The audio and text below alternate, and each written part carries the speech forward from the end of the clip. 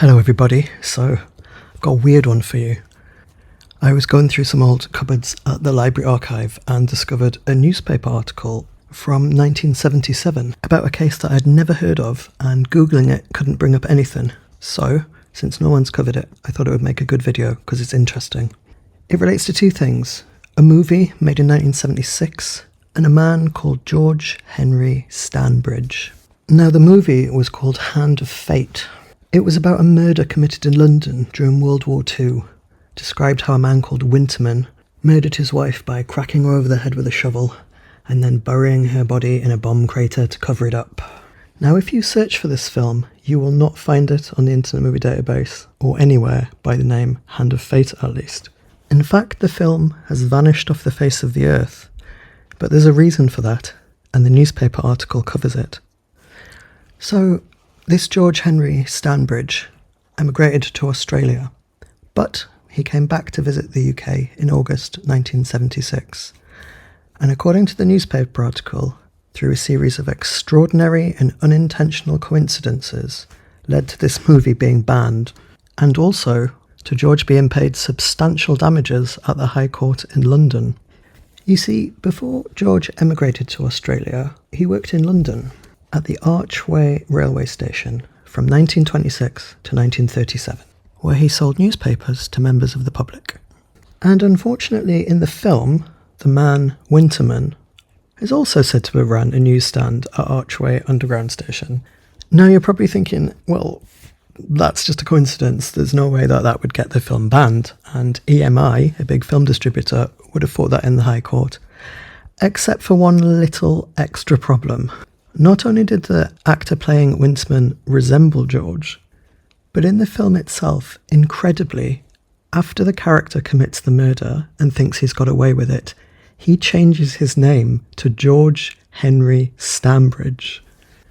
And since George had essentially disappeared from the area when he emigrated to Australia, it was suggested that lots of people could have taken the film at face value and assumed that it was about him. Now, EMI obviously lost the case, and the film was taken out of distribution. So, of course, I went down a bit of a rabbit hole to find out what had actually happened to this film after these events, and if it even still exists. I didn't have much to go on, aside from the title of the film and the name of the lead character in the film, and this didn't lead anywhere. So I had to turn to the fantastic guys at missingepisodes.com. Now, the guys over there are really good at this stuff, and quite quickly, somebody discovered the BFI identifier number for it, and it had an alternative title of Crime Casebook, which is why searching for Hand of Fate doesn't bring it up. That said, though, the Internet Movie Database has almost no information about it, and nor does the BFI. We know that it stars John Laurie and was directed by David Eadie and the writer, Martin Worth, but apart from that, there's no other cast or information about the film. And this is most likely because it's never been seen since.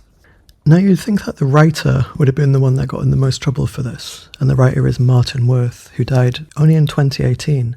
But no, he went on to write many things after this, including Survivors, Poldark, and For Emmerdale.